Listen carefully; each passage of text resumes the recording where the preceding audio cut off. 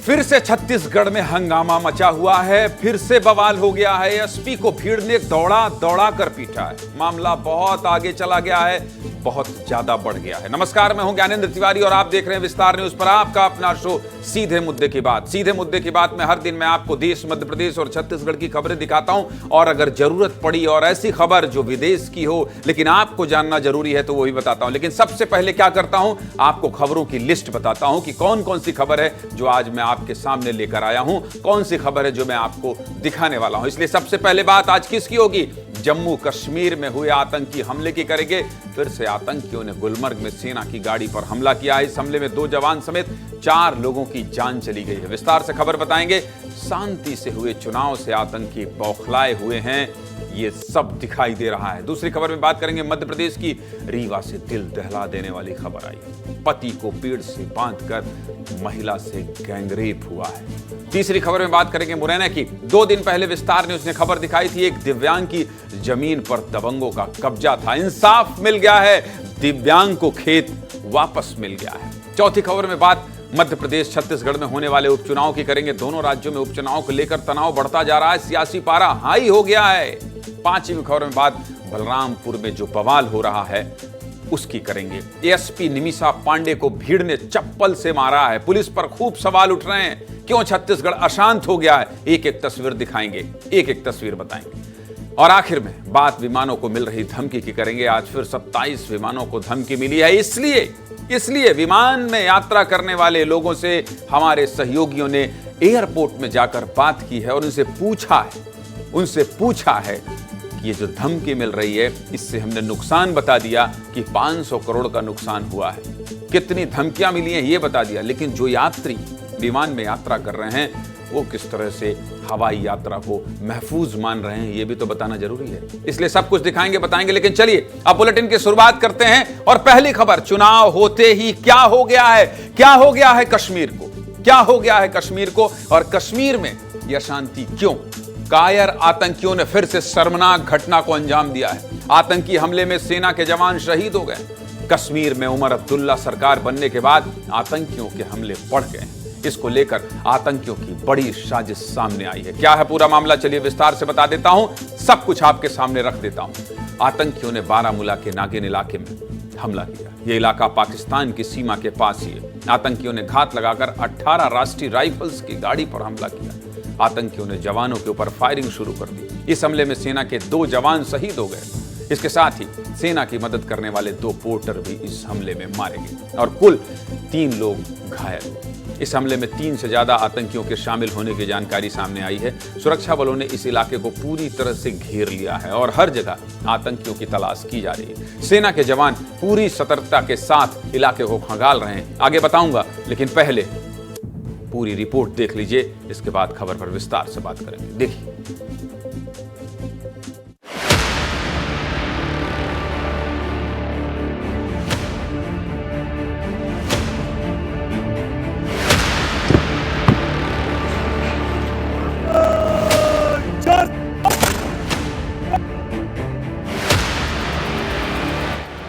जब तक कोई रास्ता नहीं ढूंढा जाए इस मुसीबत से निकलने का, और वो तब तक बंद नहीं होगा। मैंने ये आज 30 साल से देख रहा हूँ।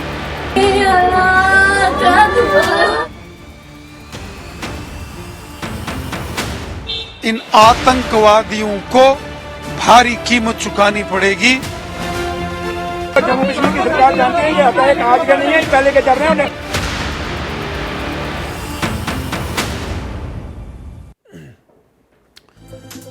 आर्टिकल 370 हटाए जाने के बाद आतंकी बौखलाए हुए हैं। 10 साल बाद बिना हिंसा घाटी में चुनाव हो गए, इसलिए आतंकी परेशान हैं। 16 अक्टूबर को पहली बार केंद्र शासित जम्मू कश्मीर में सरकार बनी। उमर अब्दुल्ला ने सीएम पद की शपथ ली। जम्मू कश्मीर में नई अब्दुल्ला सरकार के सत्ता में आने के बाद से ही लगातार आतंकी हमले हो रहे हैं। और विस्तार से देखना है तो स्क्रीन देख लीजिए स्क्रीन। एक हफ्ते के अंदर जम्मू कश्मीर में 3 बड़े आतंकी हमले हुए हैं, जिसमें कुल 12 लोगों की मौत हुई। पहला हमला 18 अक्टूबर को शोपियां में हुआ था, जिसमें आतंकियों ने एक मजदूर की हत्या कर दी थी। दूसरा हमला 20 अक्टूबर को गांदरबल में हुआ था। इस हमले में 7 लोगों की मौत हो गई थी। एक मध्य प्रदेश के भी इंजीनियर की मौत हुई थी। इस हमले की जिम्मेदारी आतंकी संगठन TRF ने ली थी और कुल यानी कि 24 अक्टूबर को गुलमर्ग में हुए आतंकी हमले में, माफ करिएगा कल की बात कर रहा हूं, कल आतंकी हमले में 2 जवानों समेत 4 लोगों की जान चली गई। 4 लोगों की जान चली गई। मामला कश्मीर से जुड़ा हुआ है तो इस पर राजनीति भी शुरू हो गई है। लोकसभा के नेता विपक्ष राहुल गांधी ने पोस्ट करके केंद्र सरकार पर सवाल उठाए हैं और कह दिया है केंद्र सरकार जम्मू कश्मीर को संभाल नहीं पा रही। कश्मीर का मुद्दा संवेदनशील है, इस मुद्दे पर राजनीति नहीं होनी चाहिए। इन हमलों के पीछे आतंकियों की बड़ी साजिश है, लेकिन विपक्ष के नेता हैं, वो भी स्वतंत्र हैं, वो अपनी बात कह सकते हैं। उन्होंने जो आरोप लगाया इसका जवाब सरकार देगी, लेकिन इसी साजिश के तहत ये हमले किए जा रहे हैं। आतंकी इन हमलों के जरिए गैर कश्मीरी लोगों को निशाना बना रहे हैं। कश्मीर में बड़ी संख्या में बाहरी मजदूर काम करते हैं। ये मजदूर यहाँ की कई बड़ी परियोजनाओं, सेब के बगीचों और रेलवे की योजनाओं में काम करते हैं। इन हमलों के जरिए आतंकवादी कश्मीर में डर का माहौल पैदा करने की कोशिश कर रहे हैं ताकि घाटी से बड़े स्तर पर मजदूरों का पलायन हो सके। ये पूरी खबर मैंने आपको बता दी, लेकिन कश्मीर में ये जो घट रहा है उसका दिल्ली पर क्या असर हो रहा है ये भी तो बताना है, और इसलिए सीधे दिल्ली जाना पड़ेगा। अमृत, कश्मीर में हो रही इस तरह की लगातार आतंकी घटनाएं और फिर आज राहुल गांधी का यह कहना कि संभाल नहीं पा रहे हैं, केंद्र सरकार नहीं संभाल पा रही है कश्मीर को, और अभी अभी ही चुनाव हुआ है जिसके बाद से यह तनाव ज्यादा दिखाई दे रहा है दिल्ली के सियासी गलियारों में। और भारत सरकार के नजरिए से इस पूरे आतंकी हमलों को किस तरह से देखा जाना चाहिए, विस्तार के दर्शकों को विस्तार से बता दीजिए। अमृत, राहुल गांधी जो बातें कह रहे हैं वो अपने उन चुनावी दृष्टिकोण को लेकर के कह रहे हैं जो आने वाले दिनों में झारखंड और आपको देखें बताएं महाराष्ट्र के लिए जो उपयुक्त लाने की कोशिश कर रहे हैं। दूसरी तरफ देखेंगे कि उन्हीं की जो पार्टी, जो इंडिया गठबंधन के जो सदस्य हैं जो कि सत्ता में है जम्मू कश्मीर में, उमर अब्दुल्ला उससे कुछ मुख्तलिफ राय रखते हैं, वो अलग तरीके से बात कर रहे हैं। उनके पिता फारूक अब्दुल्ला लगातार इस बात पर मुखर हो चुके हैं और लगातार कह रहे हैं कि पाकिस्तान से समर्थित जो आतंकवाद कश्मीर घाटी में आ रहा है उसे कश्मीर के लोग बर्दाश्त नहीं करेंगे। पिछले 70 सालों से उन चीज़ों को देख रहे हैं और इसके जो है पुरजोर जो है उसका विरोध करते हैं। आपको बता दें कि इस चीज़ को लेकर के उन्होंने कई मीरवाइज उमर फारूक जो कि हुर्रियत के दूसरे धड़े के नेता रहे, जो अभी तक भारत के खिलाफ रहे हैं और कश्मीर का एक समाधान निकालने की अलग तरीके से बात करते रहे थे, मीरवाइज उमर फारूक ने भी इस बात को कहा है कि वो केंद्र सरकार यानी कि जो मोदी सरकार है उससे वो अलग हट करके बातचीत करना चाहते हैं कश्मीर के मामले पे। यानी कि जो कश्मीर की लीडरशिप है वो तो बात करना चाहती है मोदी सरकार से, लेकिन राहुल गांधी जिस पिच से बैटिंग कर रहे हैं वो एक तरह से विशुद्ध रूप से राजनीति है जो कि चुनावी लाभ लेना चाहती है। और दिल्ली में जो बैठी हुई इंटेलिजेंसिया इस बात को बाइफरकेट करने में काबिल है कि देखिए जो कश्मीर का मसला है वो एक दूसरा मसला है और राहुल गांधी जिस तरफ इशारा कर रहे हैं वो विशुद्ध रूप से राजनीति की तरफ जो है इशारा कर रहे हैं। उमर अब्दुल्ला आए थे, उमर अब्दुल्ला भी आए थे, आपको याद होगा उमर अब्दुल्ला भी आए थे दिल्ली। राजनाथ सिंह रक्षा मंत्री से उनकी मुलाकात हुई, प्रधानमंत्री नरेंद्र मोदी से मुलाकात हुई, और मुलाकात की जो गर्मजोशी है और जो तस्वीरें बयां कर रही थी वो किसी और इशारा कर रही थी। मुझे लगता है कि राहुल गांधी को यह लगता है कि कहीं कोई ऐसी बातचीत तो नहीं है, क्योंकि कश्मीर में बाहर से समर्थन है कांग्रेस का, आपको याद है बाहर से समर्थन है, कश्मीर में सरकार में शामिल नहीं है कांग्रेस। ऐसे में राहुल गांधी का इतना अटैकिंग मोड इस आतंकी हमले पर जो आप कह रहे हैं ना, ये सियासी बयानबाजी की ओर ही इशारा कर रहा है। अमृत, बहुत शुक्रिया। अगली खबर की ओर बढ़ना होगा मुझे, बहुत धन्यवाद आपका। और अगली खबर क्या है? विस्तार न्यूज ने खबर दिखाई तो दिव्यांग को खेत वापस मिल गया। आज की तस्वीर देखते जाइएगा, और मैं इसीलिए कहता हूं कि विस्तार न्यूज आपका चैनल है, विस्तार न्यूज आपका अपना चैनल है। पहले हम प्राइम टाइम में किसी जरूरतमंद की खबर दिखाते हैं और फिर उस खबर का असर हो जाता है तो हम वो भी दिखाते हैं। मतलब खबर को अंजाम तक पहुंचाने की जो हमारी जिद है वो इस खबर में आपको दिखाई देगी। बहुत सुकून देने वाली खबर है, यकीन मानिए बहुत अच्छी खबर। आपको 2 दिन पहले एक खबर दिखाई थी कि मुरैना के एक दिव्यांग की जमीन दबंगों ने कब्जा कर लिया है। जब आपको खबर दिखा रहा था तो बार बार कह रहा था विस्तार न्यूज इमोशनल चैनल है और यकीन मानिए जब मैं ये खबर दिखा रहा था तो मैंने, मेरी टीम ने और मेरे प्रबंधन ने इस दर्द को महसूस किया और हमारे सहयोगी मनोज उपाध्याय ने भी दिव्यांग की मदद की थी और आज प्रशासन ने दिव्यांग की जमीन को कब्जा मुक्त करा दिया है। सोचिए सालों से एक दिव्यांग जो चल नहीं सकता है वो अपनी गुहार लेकर जिम्मेदारों तक पहुंच रहा था, लेकिन क्या हुआ, सालों बाद मुक्ति मिल गई है, कब्जा मुक्त हो गया जमीन। किसकी वजह से? विस्तार न्यूज की वजह से, विस्तार न्यूज के एक सहयोगी के पहल की वजह से। इसीलिए कहता हूं ये खबर हमें सुकून देती है। तो खबर पर विस्तार से बात करना जरूरी है। बुधवार 23 अक्टूबर को मध्य प्रदेश के मुरैना से एक खबर आई थी कि मुरैना के रछेड़ गांव के रहने वाले दिव्यांग प्रदीप तोमर की जमीन पर दबंगों ने कब्जा कर लिया है। मदद की आस में दिव्यांग प्रदीप ने अधिकारियों के चक्कर काटे, लेकिन कहीं से कोई मदद नहीं मिली। किसी अधिकारी ने कोई कार्रवाई नहीं की। इसके बाद जब प्रदीप को कहीं से कोई मदद नहीं मिली तो प्रदीप कलेक्टर ऑफिस में धरने पर बैठे, तब भी कुछ नहीं हुआ। इसके बाद प्रदीप ने आपके अपने चैनल विस्तार न्यूज से मदद की गुहार लगाई, फोन किया हमारे सहयोगी को। तब हमारे सहयोगी मनोज उपाध्याय दिव्यांग प्रदीप को अपनी बाइक पर बिठाकर कलेक्टर ऑफिस ले गए, जहां एसडीएम सीवी प्रसाद ने प्रदीप तोमर की फरियाद सुनी और 3 दिन में कार्रवाई करने का आश्वासन दे दिया। हुआ क्या है, और आज कार्रवाई भी हो गई। विस्तार न्यूज पर खबर दिखाने के बाद बड़ा असर हुआ है। मुरैना प्रशासन के 3 एडीएम दिव्यांग प्रदीप तोमर के घर पहुंचे। सोचिए, प्रशासन ने प्रदीप की जमीन की नाप कराई और दिव्यांग के हिस्से की जमीन को कब्जा मुक्त कराया गया। दिव्यांग प्रदीप को न्याय मिल गया है। ये तस्वीरें बहुत सुकून देने वाली हैं। जब आपकी दिखाई हुई खबर पर असर होता है तो पूरे प्रबंधन को, एक एक कर्मचारी को बहुत सुकून मिलता है। प्रशासन ने न सिर्फ दिव्यांग प्रदीप की जमीन को कब्जा मुक्त कराया, बल्कि जेसीबी से जमीन को साफ करके रास्ता भी बनाया गया। प्रशासनिक अमला पूरी तैयारी के साथ पहुंचा था। तहसीलदार और बाबू ने जमीन का बंटवारा करने के बाद नामांकन भी किया। सब कुछ होने के बाद दिव्यांग प्रदीप तोमर और उनकी मां बहुत खुश हैं। विस्तार न्यूज का धन्यवाद कर रही हैं। पूरी रिपोर्ट देख लीजिए, आपको भी सुकून मिलेगा।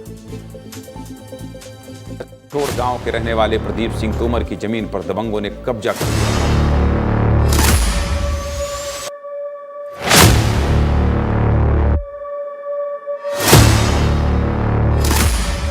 प्रदीप ने हर अधिकारी के पास जाकर गुहार लगाई और मदद मांगी।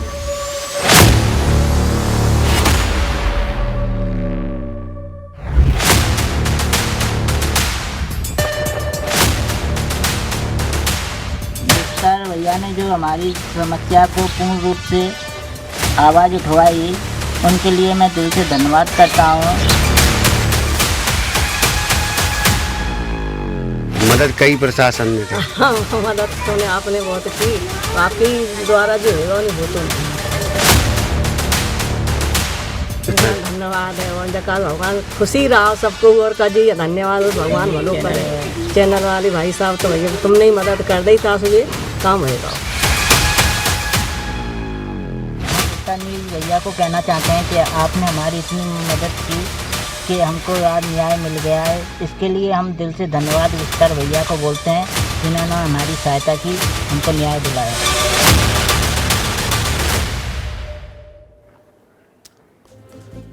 सीधे मुद्दे की बात यह है कि कैसे भी हो, बस आप लोगों की मदद होनी चाहिए।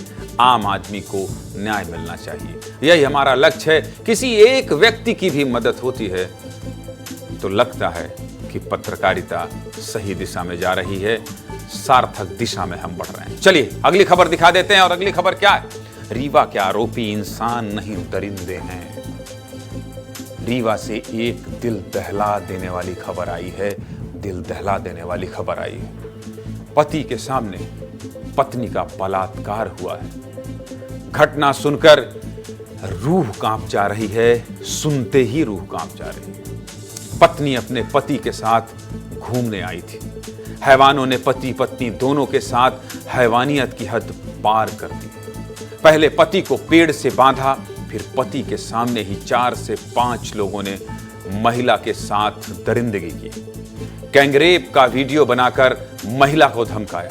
इस पूरे मामले में पुलिस ने 8 लोगों को आरोपी बनाया है। 8 लोगों को आरोपी बनाया है। इस घटना से पहले का वीडियो आरोपियों का सामने आया है, जिसके बाद पुलिस ने 8 में से 7 आरोपियों को गिरफ्तार भी कर लिया है। जिस वीडियो के वायरल होने के बाद गिरफ्तारी हुई है वो वीडियो भी देख लीजिए। आपको भी गुस्सा आएगा, आप भी कहेंगे रीवा के आरोपी इंसान नहीं दरिंदे हैं, दरिंदे। देखिए। लग रहा है ये हमारे भाई साहब, हेलो, ये हमारे साले साहब लगा रहे हैं।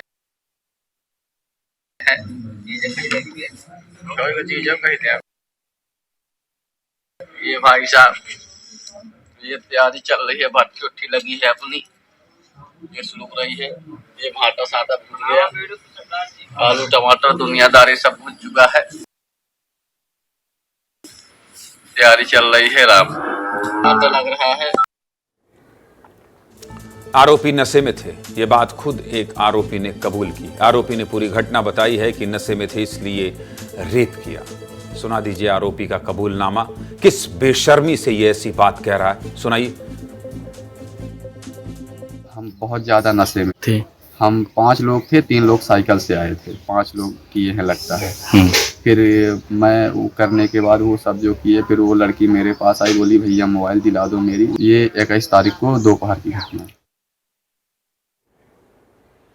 घटना 21 अक्टूबर यानी सोमवार की है। इस मामले को लेकर पुलिस पर भी सवाल उठे हैं। पुलिस पर आरोप लगे कि सोमवार की इस घटना की FIR कराने दंपत्ति थाने पहुंचे, लेकिन पुलिस ने मंगलवार को शिकायत दर्ज की। इस पूरे मामले पर पुलिस क्या कह रही है वो भी सुन लीजिए। सुनाइए जरा पुलिस क्या कह रही है। जो हमने टोटल चिन्हित किए थे, 8 आरोपियों को चिन्हित किया था, उसमें से 7 को हमने हिरासत में ले लिया है। पूछताछ उनसे जारी है और पूछताछ के बाद जब पूरी तरह से अपराध क्लियर हो जाए तो उनकी गिरफ्तारी उसी में किया जाएगा। तो इस प्रकार से 7 हैं। एक और हमको जानकारी लगी जिसके लिए हमने टीम रवाना कर दिया है। संभवतः उसको भी जल्द हिरासत में लेने में सफलता प्राप्त करेंगे। रीवा एसपी विवेक सिंह कह रहे हैं कि जैसे ही मामला सामने आया तत्काल केस दर्ज कर लिया गया। एसपी साहब अगर तत्काल कर लिया होता तो एक दिन देरी का वक्त मैं नहीं बताता। इस मामले में और क्या अपडेट है, सीधे रीवा चलना पड़ेगा और रीवा के सहयोगी मेरे विवेक तिवारी आज भोपाल में हैं, इसलिए भोपाल से रीवा की खबर बताएंगे। जो एक दिन बाद की FIR की बात है वो कितनी सच है और क्या पुलिस ने थोड़ी देरी की, इसमें विवेक तिवारी।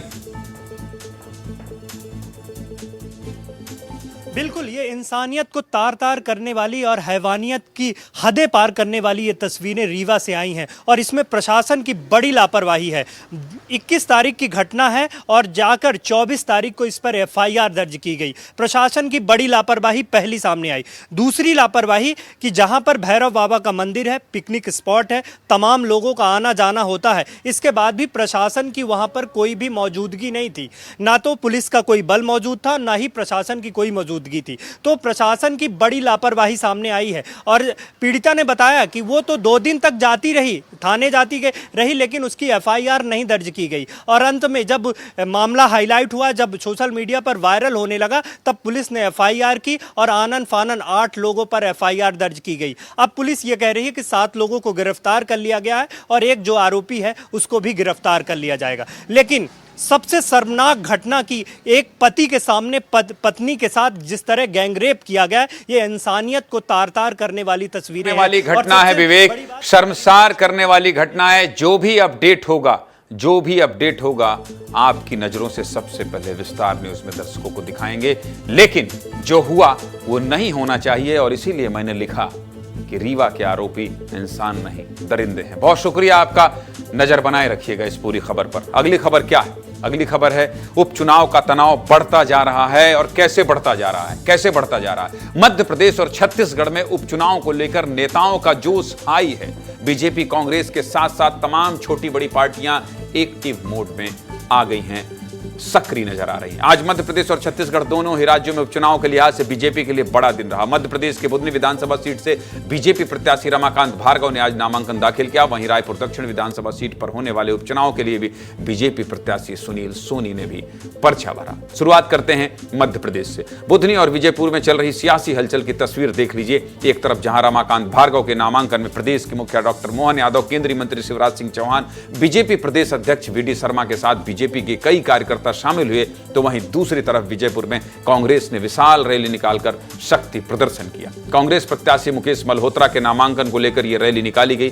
पीसीसी चीफ जीतू पटवारी, दिग्विजय सिंह, विवेक तनखा, जयवर्धन सिंह जैसे कांग्रेस के दिग्गजों ने इस रैली में हिस्सा लिया, भाग लिया। आगे बताऊंगा, लेकिन पहले बुधनी और विजयपुर में उपचुनाव को लेकर राजनीतिक हलचल क्या है, इस पर एक रिपोर्ट देख लीजिए। इसके बाद समीकरण भी बताऊंगा और अंदर की बात क्या है वो भी दिखाऊंगा। पहले देखिए रिपोर्ट क्या।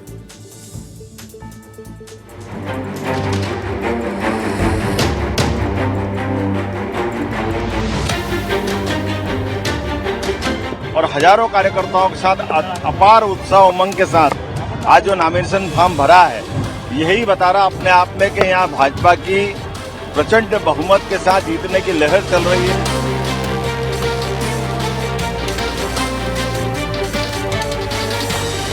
हम लोग आज अपने प्रत्याशी मल्होत्रा जी का फार्म भराने आए हैं और ये जन समूह है, इसको देख के लग रहा है कि कांग्रेस पार्टी में उत्साह है।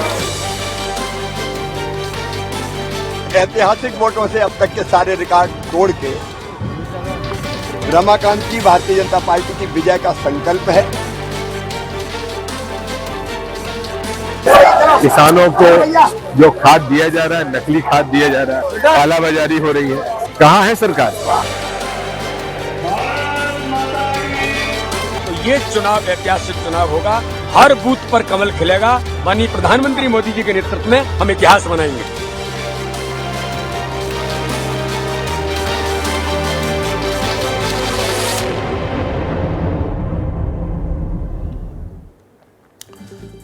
दोनों जगह दिग्गजों का जमावड़ा रहा। मध्य प्रदेश की राजनीति में यह तस्वीर छाई रही। बीजेपी और कांग्रेस के नेता ने अपने अपने उम्मीदवारों के पक्ष में खूब माहौल बनाया।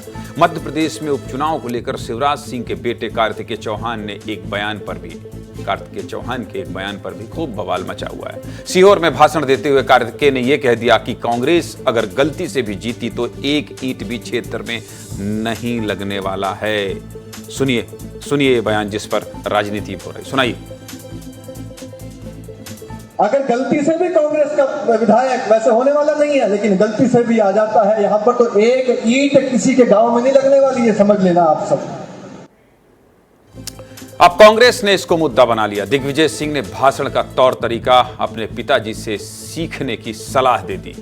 बहुत सियासत हो रही है कार्तिकेय चौहान के इस बयान पर। पूरी रिपोर्ट देख लीजिए, फिर आगे बात करेंगे। कार्तिकेय चौहान ने भी दिग्विजय सिंह के बयान का पलटवार किया है। देखिए रिपोर्ट। अगर गलती से भी कांग्रेस का विधायक, वैसे होने वाला नहीं है, लेकिन गलती से भी आ जाता है यहाँ पर, तो एक ईंट किसी के गांव में नहीं लगने वाली है, समझ लेना आप सब। कार्तिकेय चौहान ने जिस तरीके से जनता को धमकी दी है, कहा कि अगर बुधनी हारे तो एक ईंट नहीं लगेगी, ये घमंड और अहंकार बताता है कि भारतीय जनता पार्टी कितने निम्न स्तर पर आ चुकी है। हर बेटे को अपने पिता को आदर्श मानना चाहिए, बड़ों के बीच में बच्चों को नहीं बोलना चाहिए। स्वयं के अपने पुत्र और भतीजे के क्रियाकलापों पर नियंत्रण नहीं रख पा रहे हैं। अरे दिग्विजय सिंह, पहले अपने घर में आप इस प्रकार की चीजों को करिए। और देखो, कार्तिकेय जी माननीय हमारे पूर्व मुख्यमंत्री शिवराज सिंह चौहान जी के पुत्र हैं। तो इतना ही कहूँगा कि एक युवा होने के नाते वो ऐसी बातें रखें जो सकारात्मक हो। चलिए अब छत्तीसगढ़ की भी बात कर लेते हैं कि छत्तीसगढ़ में क्या माहौल है। ठीक है, छत्तीसगढ़ की भी बात करेंगे, लेकिन उससे पहले मध्य प्रदेश चुनाव में और अपडेट क्या है, इसको समझने के लिए श्याम सिंह तोमर के पास जाना पड़ेगा। श्याम सिंह तोमर जी, जवाब कार्तिकेय ने भी दिया है। कार्तिकेय ने शायद वो जवाब दिया है और जवाब में ये कहा है कि दिग्विजय सिंह जी, 10 साल आपके कार्यकाल को लोग याद नहीं करना चाहते। वो जवाब क्या है जरा, और उसके बाद क्या चर्चा, ये भी बता दीजिए। देखिए, अब ये सियासी जो उठापटक हो रही है उसके दो इफेक्ट हमको दिखाई दे रहे हैं। एक तो ये कि दोनों ही पार्टियों ने ये तय किया है कि छोड़ो मत, जो भी बयानबाजी हो उस पर तत्काल जो है बड़ा सवाल खड़े कर दो। और दूसरा, इसमें कार्तिकेय को ही फायदा। और आप देखिए, लगातार कार्तिकेय सुर्खियां बटोर रहे हैं, तो कहीं ना कहीं कार्तिकेय के करियर को लेकर शिवराज जो चिंतित थे, वो कहीं ना कहीं कार्तिकेय के फेवर में जा रहा है। दूसरा, कार्तिकेय ने साफ कह दिया कि ठीक है, आप मेरे चाचा हैं, चाचा तुल्य हैं, आपकी सलाह जो है अपनी जगह है, लेकिन मैं उस सलाह को मानने के लिए बाध्य नहीं हूं, आप मुझे सलाह ना दीजिए। ये उन्होंने साफ कह दिया, यानी वो और आगे मुखर रहने वाले हैं और लगातार इसी तरह की बयानबाजी हमको इस चुनाव में दिखाई देगी और दोनों ही पार्टी के लोग एक दूसरे को घेरने की कोशिश करेंगे। ज्ञानेंद्र, चलिए ठीक है, बहुत शुक्रिया आपका। और चुनाव में जब तक तनाव ना हो, और जैसा कि हमने लिखा था कि तनाव बढ़ता जा रहा है, तो मजा कहां आता है राजनीतिक खबरों में। चलिए, बहुत शुक्रिया आपका। और अब मध्य प्रदेश में उपचुनाव के दौरान क्या क्या हुआ सब बता दिया। अब छत्तीसगढ़ की बात करते हैं। हॉट सीट बना हुआ है रायपुर दक्षिण। आज बीजेपी प्रत्याशी सुनील सोनी ने उपचुनाव के लिए नामांकन दाखिल कर दिया है। छत्तीसगढ़ के मुख्यमंत्री विष्णु देसाई, डिप्टी सीएम अरुण साव और रायपुर सांसद बृजमोहन अग्रवाल के साथ साथ अन्य मंत्री कार्यकर्ता नामांकन में शामिल हुए थे। नामांकन से पहले गाजे बाजे के साथ बड़ी रैली निकली थी। एकात्म परिसर से भव्य रैली का आगाज हुआ था और घड़ी चौक पर दिग्गज नेताओं की सभा हुई। सुनील सोनी के नामांकन पर भी एक खास रिपोर्ट देख लीजिए। सारे नेता इकट्ठा हुए थे, दिखाइए जरा रिपोर्ट।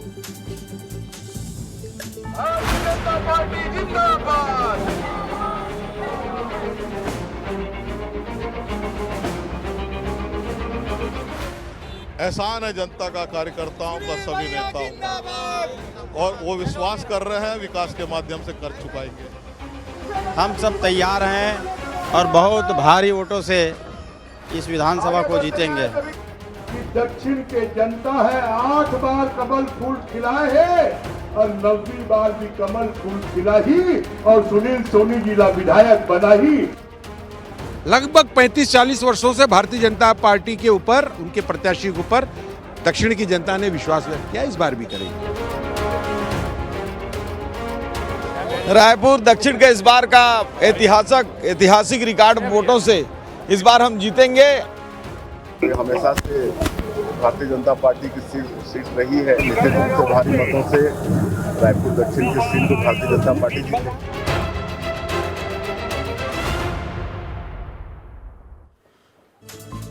बीजेपी के नामांकन रैली में क्या क्या हुआ सब दिखा दिया। आप कांग्रेस की बात करते हैं। अंतरकलह में फंसती दिख रही है कांग्रेस। टिकट के दावेदार रहे कन्हैया अग्रवाल ने नामांकन के आखिरी दिन बगावत कर दिया। पार्टी से जब टिकट नहीं मिला तो आज नामांकन दाखिल करने कलेक्ट्रेट पहुंच गए। उनके साथ समर्थक भी थे। इस नाराजगी से कांग्रेस में हड़कंप मच गया। पूर्व मुख्यमंत्री भूपेश बघेल और दीपक बैज ने फोन करके कन्हैया अग्रवाल को समझाया बुझाया, जिसके बाद कन्हैया अग्रवाल नामांकन दाखिल करने के लिए वापस फैसला ले लिया कि नामांकन दाखिल करने के लिए फैसले को, जो फैसला लिया था, वापस ले लिया। कन्हैया अग्रवाल अचानक आखिर क्यों इतने नाराज हो गए और क्यों नामांकन दाखिल करने चले गए, सुन लीजिए, सुनाइए जरा। कई दिनों से मन विचलित था। कुछ घटनाक्रम ऐसे हुए थे, इस वजह से मैं नामांकन दाखिल करने चला गया था। लेकिन वहां जाने के बाद वरिष्ठ नेताओं से बात भी हुई और सामने चेहरा आ रहा था आकाश का, तो ऐसा लगा कि मेरी वजह से आकाश को नुकसान ना हो। और प्रदेश अध्यक्ष आदरणीय दीपक बैज जी, पूर्व मुख्यमंत्री आदरणीय भूपेश बघेल जी ने भी मुझसे कहा कि तुम पार्टी के सीनियर लीडर हो, तुमने खुद चुनाव लड़ा है, कोई ऐसा काम जो है ना हो जिससे पार्टी का नुकसान हो। कई दिनों से मन विचलित था। कुछ घटनाक्रम ऐसे हुए थे, इस वजह से मैं नामांकन दाखिल करने चला गया था। लेकिन वहां जाने के बाद वरिष्ठ नेताओं से बात भी हुई और सामने चेहरा आ रहा था। अब जब पूरी सीट फंस जा रही है, समझ रहे हैं ना, कांग्रेस के बड़े नेता बगावत समेटने में लगे हैं, लेकिन दावेदार आकाश शर्मा की मुसीबत बढ़ा रहे हैं। ये चुनाव आसान नहीं है, बहुत राजनीति हो रही है। उपचुनाव को लेकर जो भी अपडेट रहेगा वो सबसे पहले आपको बताएंगे। लेकिन पहले किससे मिलिए आप? मिलिए आप कन्हैया अग्रवाल जी से। कन्हैया अग्रवाल जी, आपका बहुत बहुत स्वागत है विस्तार न्यूज के। ये बताइए कि जब मानना ही था तो रूठे क्यों थे? ना मैं रूठा था, ना बगावत थी। मैंने तो स्पष्ट रूप से कहा, अभी आप मेरी बाइट दिखा रहे थे। कोई रूठने, मनाने, बगावत करने वाली कोई स्थिति नहीं थी, कोई ऐसी बात नहीं थी। क्षणिक तौर पर बहुत सी बातें कई बार होती है, बहुत बड़ी बड़ी घटनाएं देश में, प्रदेश में, सब जगह हुई है, वो क्षणिक विचलन से ही हुई है। लेकिन जब मेरे को ऐसा महसूस हुआ कि मेरा ये काम जो है सही दिशा में नहीं हो रहा है, क्योंकि मैं जितने लंबे समय से कांग्रेस में रहा हूँ, मेरा लंबा पूरा जीवन, मतलब कह लीजिए 37 साल से मैं कांग्रेस में हूँ, और उससे ज़्यादा बढ़ करके तो मुझे ये लगा कि कहीं मेरी वजह से यदि आकाश को 1 वोट का भी नुकसान होता है तो वो मेरे माथे पर सबसे बड़ा कलंक होगा। और मैंने इसलिए जो है तत्काल उस मामले तो कलेक्ट्रेट जाने से पहले आप ये नहीं सोचे थे कि 1 वोट भी अगर कट जाएगा तो ये माथे पर कलंक होगा? तब उस समय क्या चल रहा था दिमाग में? कोई भड़काया तो नहीं था? ना कोई भड़काया, ना कोई मैंने कहा बगावत, ना कोई विरोध, ना कोई नाराजगी। यदि ये सब कुछ होता तो हम लोग साथ में ना पहले रहते ना आज रहते। विचलित होने की जो बात है वो तो मैंने कहा ना कि वो बहुत से कई घटनाएं ऐसी हो जाती है कि जब आदमी विचलित होता है तो बड़े बड़े जो है दुर्घटनाएं घटित हो जाती है उस अवस्था में। तो ये भी वहां तक जाना एक दुर्घटना थी, कह सकते हो। क्या बोला दीपक बैज जी और भूपेश बघेल ने? नहीं, वो तो मैंने कहा कि जैसे पहले मैं अपना दोनों चीज़ें मैंने कही और फिर उसके साथ साथ में जो शायद क्योंकि मैंने नहीं सोचा था कि उन तक जानकारी भी होगी। अरे आप नामांकन खरीदेंगे, भरने जाएंगे और जानकारी नहीं होगी? आप ब्रिजमोहन अग्रवाल के खिलाफ आप चुनाव लड़ चुके हैं, कितने वोट से हारे थे आप? मैं लगभग 17,400 कुछ वोट से, 17,500 कह लीजिए। तो इस बार उम्मीद थी कि आपको टिकट मिलेगी? टिकट की उम्मीद तो देखो हर वो व्यक्ति जो चुनाव लड़ा है और लड़ने की इच्छा रखता है वो अपनी उम्मीद बगैर आकाश शर्मा को मिल गई और प्रमोद दुबे को नहीं मिला, इसमें नहीं लग रहा आपको आप प्रमोद दुबे को मिलता तो ज्यादा ठीक कैंडिडेट होते? या तो आपको ये लगता है कि प्रमोद दुबे आकाश शर्मा दोनों से बेहतर मैं होता? देखिए, सब बेहतर कौन होता है ये तय करता है सर्वे, और बेहतर कौन होता है ये तय करते हैं पार्टी की लीडरशिप सर्वे के आधार पे। तो यदि सर्वे जो हुआ है उस सर्वे की जो रिपोर्ट आई उस रिपोर्ट के आधार पर लीडरशिप जो है अपना निर्णय करती है। तो सर्वे में यदि आकाश सर्वश्रेष्ठ है तो निश्चित रूप से हम सबका समर्थन, हम सबका आशीर्वाद, हम सबका सहयोग आकाश शर्मा आपसे मिलने आए नहीं आए? आकाश आए थे। आकाश को तो जैसे ही कैंडिडेट बना मैंने सबसे पहले फोन करके बधाई भी दी। उसके बाद फिर आज क्यों चले गए? जब वो मिलने आए थे सब सेट हो गया था?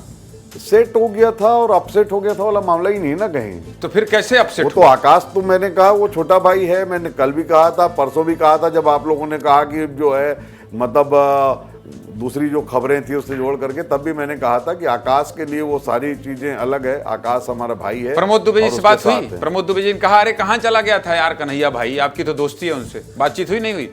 दुबे जी और हम लोग तो खैर रोज ही बात करते हैं, बड़े भाई हैं हमारे। क्या बोले बड़े भाई? मदद करना है आकाश शर्मा की कि नहीं?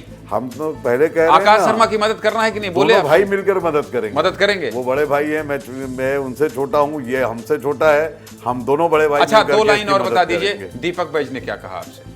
दीपक बैज जी और भूपेश भैया दोनों ने एक ही बात कही कि पार्टी के लिए जो है इतने दिनों से काम कर रहे हो, तुमको खुद जो है मतलब सीनियर इतने हो, काम चुनाव भी लड़ चुके हो, पार्टी में अपना छोटा भाई यदि चुनाव लड़ रहा है तो हम सब मिलकर उसको मदद आपने करें। पूछा दीपक बैज जी से और भूपेश जी से कि भाई आपने टिकट क्यों नहीं दिया? पूछा नहीं आपने? नहीं, ये पूछने का कोई कारण नहीं, क्योंकि वो स्पष्ट है कि पार्टी के टिकट का निर्णय जो टेंशन बढ़ाने गए थे कुल मिला के। मृगेंद्र जी नहीं, टेंशन बढ़ाने में नहीं गया था, मैं आपसे स्पष्ट कह रहा हूं इस बात को। मृगेंद्र जी देखिए पीछे मृगेंद्र पांडे को देख लीजिए, दिख रहे हैं। ये बताइए, ये टेंशन बढ़ाने गए थे कि दक्षिण में भाई कन्हैया अग्रवाल को दरकिनार मत करो, टिकट नहीं दिया और सम्मान बराबर चाहिए, और नहीं तो रूठना ही क्यों? जब मानना था तो रूठना क्यों? मृगेंद्र जी बताइए थोड़ा इनसाइड स्टोरी कन्हैया जी की। देखिए, कन्हैया अग्रवाल जी के इस कदम से कांग्रेस खेमे में टेंशन तो बढ़ गई है, क्योंकि देखिए रायपुर दक्षिण जो सीट है उसमें अग्रवाल समाज का बहुत बड़ा वर्ग है, और कन्हैया अग्रवाल जो कि पिछला चुनाव लड़ चुके हैं और एक बहुत कम मार्जिन से ब्रिजमोहन अग्रवाल से हारे, तो इनकी इस नाराजगी का सीधा सीधा असर ऐसा माना जा रहा है कि अग्रवाल समाज के जो वोटर कांग्रेस को वोट करने वाले थे वो बीजेपी के पाले में जा सकते। तो टेंशन तो इन्होंने बढ़ा दी है। हालांकि अब देखना ये होगा कि आने वाले समय में कितना डैमेज कंट्रोल कर पाते हैं, और जो जिस तरीके से बीजेपी एक्शन लेती है, मुझे नहीं लगता कि कन्हैया अग्रवाल के इस कदम को बीजेपी आगे न भुनाए। और अग्रवाल और बहुत बड़ी बात कह रहे हैं। देखिए कि आपके इस कदम से अब आपके घर में, आपके दरवाजे में और आपसे दोस्ती, रिश्ते, नाते की संख्या बीजेपी बढ़ा देगी। फिलहाल आपका बहुत बहुत शुक्रिया कन्हैया जी, आप विस्तार न्यूज पर आए। छत्तीसगढ़ को नजर लग गई है, किसी की तो नजर लगी है, क्योंकि ऐसा छत्तीसगढ़ था ही नहीं। कल भी महिला एसपी को दौड़ा दौड़ा कर पीटा, यह लिखना पड़ रहा है मुझे, मैं नहीं लिखना चाहता हूं, मैं नहीं दिखाना चाहता हूं इस तरह की खबर कि एक बहादुर महिला अधिकारी को इस तरह से लोगों के आक्रोश का सामना करना पड़े। लेकिन कल खबर दिखाई थी। खबर दिखाने का मकसद क्या होता है किसी टेलीविजन का खबर दिखाने का मकसद क्या होता है? आपको सजग कर सके, प्रशासन को सावधान कर सके, आईना दिखा सके। कल आईना दिखाया था। कल भी बलरामपुर की खबर दिखाई थी। यही वक्त था, रात 8 बजे। सीधे मुद्दे की बात में दिखाया था, जब थाने पर भीड़ ने हमला कर दिया। कल शाम से बवाल शुरू हुआ।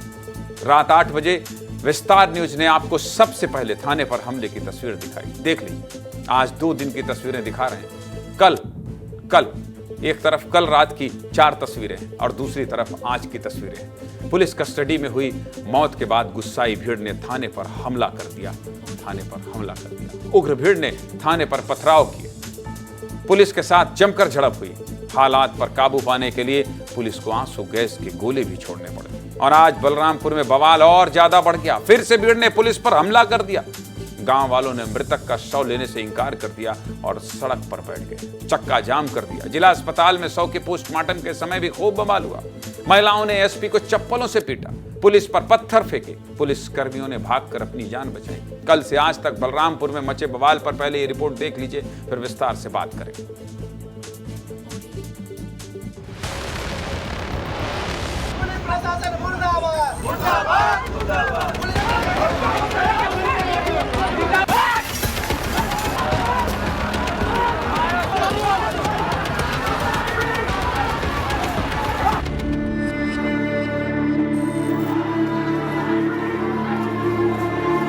पुलिस 100 को लेकर यहाँ पहुँच चुकी है और यहाँ पे 100 लोग लाने नहीं चाहते थे। परिजन भी हैं, देखिए इनका रो रो कर बुरा हाल है। इन लोग मार के मेरा भैया को भी जबरदस्ती यहाँ पर लाने हैं। मेरा पापा को दिखाया ना मम्मी को दिखाया। पुलिस प्रशासन जबरदस्ती 100 को यहाँ पे लेके आया है। मेरा मम्मी हॉस्पिटल में भर्ती है, उसका इतना छोटा सा बेटा है। जो आम लोग हैं, जो ग्रामीण हैं, उनके बीच में जबरदस्त बहस हो रहा है।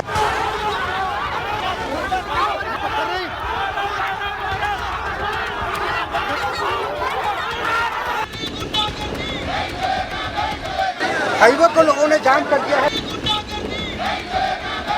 हम लोग का सही न्याय चाहिए। हम लोग बोल रहे हैं कि फांसी लगा के मार गया है, तो फांसी लगा तो उसका वीडियो दिखाना। उसको सजा मिलना चाहिए।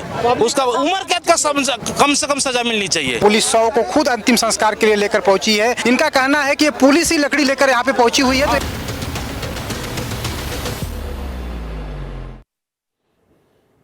ये बवाल क्यों हो रहा है, हुआ क्या है, पहले पूरा मामला विस्तार से जान लीजिए। चलिए दिखा देता हूं, देख लीजिए स्क्रीन।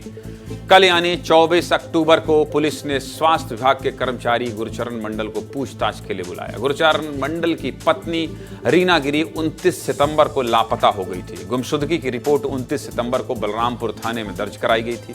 इसी मामले में पूछताछ के लिए बलरामपुर पुलिस गुरचरण को बार बार बुला रही थी। कल जब पुलिस ने गुरचरण को पूछताछ के लिए बुलाया तो थाने में ही गुरचरण की मौत हो गई, जिसके बाद पुलिस ने कहा कि लॉकअप के बाथरूम में गुरचरण मंडल ने फांसी लगा ली। जबकि मृतक गुरचरण के परिजनों का आरोप है कि पुलिस की पिटाई से गुरचरण की मौत हुई। जैसे ही गुरचरण के मौत की जानकारी मिली, भीड़ ने थाने पर हमला बोल दिया और कल से आज तक बलरामपुर में बवाल थमने का नाम नहीं ले रहा है, जारी है।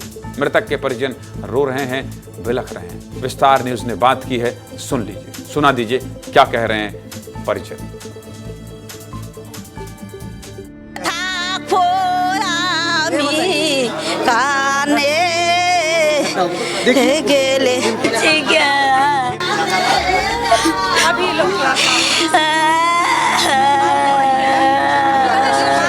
ये भूत को बार को मारे हैं। मेरा बेटा नहीं बताया, बाद में मेरा बेटा को उन लोग मार दिया एकदम।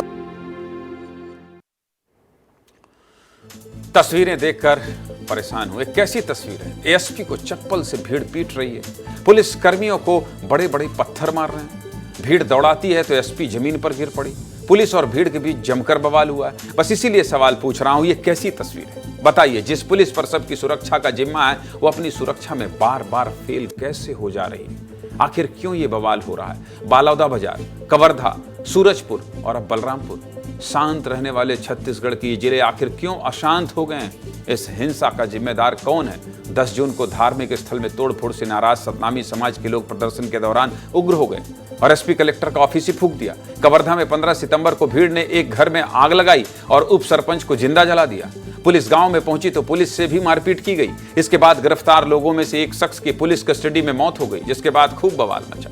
अभी कवर्धा का हंगामा शांत भी नहीं हुआ था कि सूरजपुर में पुलिस की पत्नी और बेटी की बेरहमी से हत्या कर दी गई और एक पुलिस वाले पर आरोपी ने खौलता तेल फेंक दिया, जिसके बाद सूरजपुर में भी हिंसा की आग जल उठी। सूरजपुर में भी भीड़ ने एसडीएम को दौड़ा दौड़ा कर पीटा। और अब ये बलरामपुर का बवाल।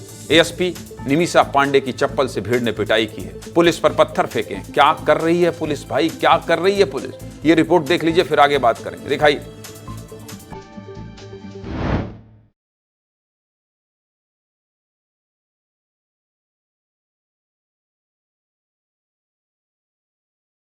देख सकते हैं किस तरीके से यहाँ पर आग लगाया गया है। ये बाइक है, बाइक को देखिए, बाइक किस तरीके से जला दिया गया है। देख सकते हैं पुलिस के जवान मौजूद हैं, पूरे गांव में अब तैनाती हो गई है। फायर ब्रिगेड के जो जवान हैं वो अभी भी लगे हुए हैं आग बुझाने में। पुलिस के लोग या पुलिस के कप्तान समझाइश के लिए पहुंचते हैं तो उनके ऊपर भी हमला कर दिया जाता है, जिसके बाद अब इस गांव में पुलिस की तैनाती है, पूरी छावनी बना दी गई है।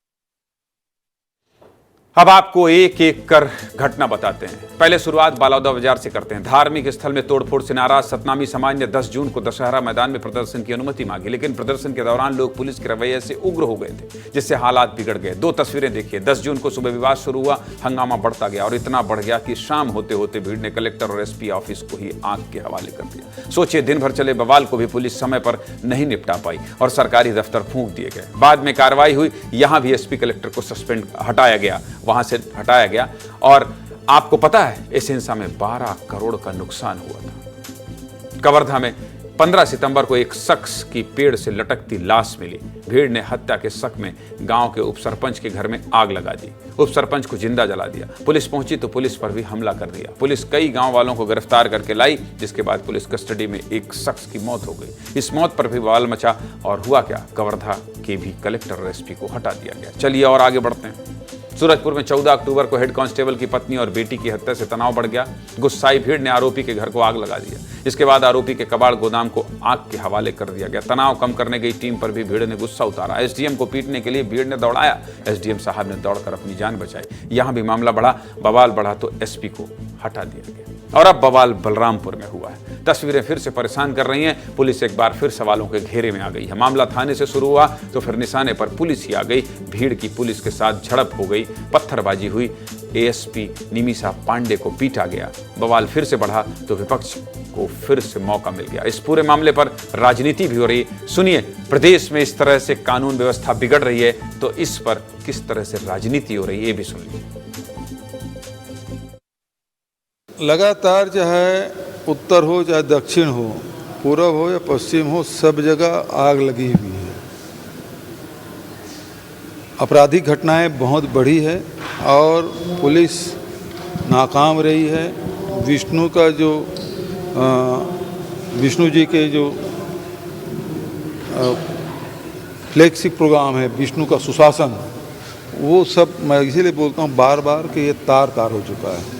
बलौदा बाजार की जो घटना है उसी समय से ये परिलक्षित होने लग गया था कि एक योजना, एक षड्यंत्र के तहत और इस तरीके के जो घटनाक्रम होते हैं उस घटनाक्रम में सरकार को अस्थिर करने की दृष्टि से या किसी प्रकार से इसके मूवमेंट अलग तरीके से जनता के बीच में और जाने की दृष्टि से निश्चित रूप से ऐसा प्रतीत होता है। बीजेपी के प्रदेश अध्यक्ष कह रहे हैं कि छत्तीसगढ़ में साजिश रची जा रही है, लेकिन क्या माहौल है भी बलरामपुर में, ये जानने के लिए मुझे सीधे कहां चलना पड़ेगा? बलरामपुर चलना पड़ेगा और रायपुर में मृगेंद्र पांडे आपको दिखाई दे रहे हैं।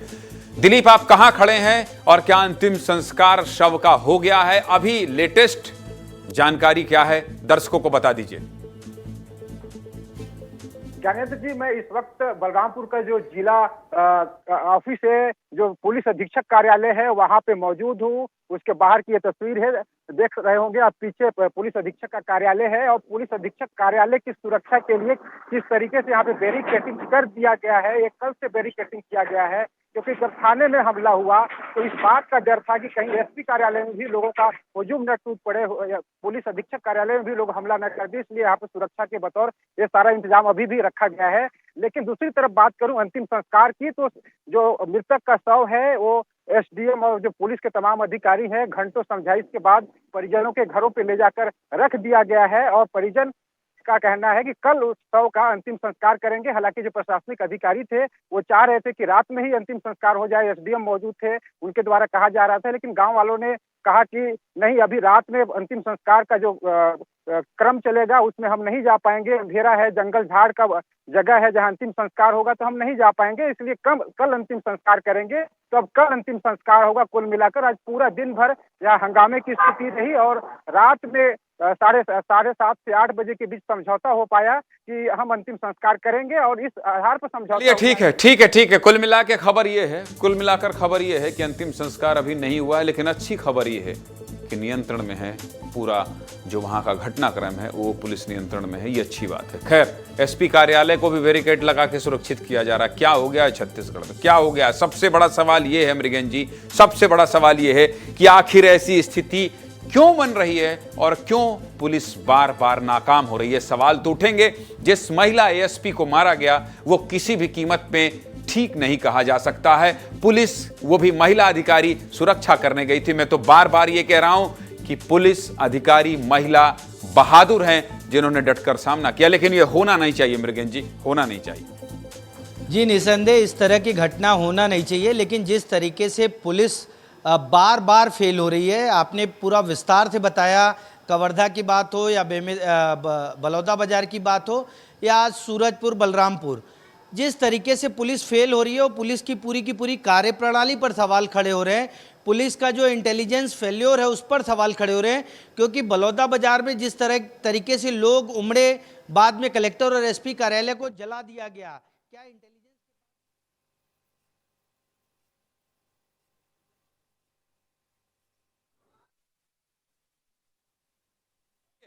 कोई बात नहीं, मैं समझ गया, कोई बात नहीं। चलिए जो भी अपडेट होगा इस खबर पर आप दोनों बताते रहिएगा। फिलहाल अगली खबर की ओर बढ़ते हैं और टाइम हो गया है, लेकिन फिर भी मैं बहुत जल्दी में आपको एक खबर बता देता हूं, आपसे जुड़ी हुई है। विमानों को खूब धमकी मिल रही है, यात्री परेशान हैं, डरे हुए हैं। खबर आपसे जुड़ी है, इसलिए कोशिश यही है कि रोज आपको अपडेट बता रहा हूं। आज फिर 27 विमानों को बम से उड़ाने की धमकी मिली है। उदयपुर में तो विमान को उड़ाने की धमकी मिलने के बाद यात्रियों को प्लेन से ही उतार दिया गया। एक कर इतने फोन आ रहे थे, धमकी वाले मेल भेजे जा रहे हैं कि 12 दिन में 280 फ्लाइट्स को धमकी मिल गई है। कौन सफर करता है हवाई जहाज में? आम लोग ही तो करते हैं। इसलिए रोज का अपडेट बता रहा हूं। इन धमकियों को लेकर लोग भी डरे हैं, लेकिन देखिए समय हो गया है और इसलिए मुझे जाना पड़ेगा और विमान का भी जो अलर्ट होगा वो रोज आपको बताता रहूंगा, दिखाता रहूंगा। लेकिन सोशल मीडिया पर ये देखिए आप, ये नंबर है, इस नंबर पर 8282824982 पर आप अपनी परेशानी बताते रहिए। जिस तरह से मुरैना में उसकी मदद हुई है एक दिव्यांग शख्स की, उसी तरह से आपकी भी मदद करने की हम कोशिश करेंगे। दूसरी तरफ सोशल मीडिया, आप कहां खबर देख पाएंगे? आप एक्स पर जाइए, कमेंट कीजिए, आप फेसबुक पर जाइए, यूट्यूब पर जाइए, इंस्टा में जाइए, हर जगह जाइए और अपनी बात कहिए। जो संभव होगा वो बात जिम्मेदारों तक पहुंचाएंगे।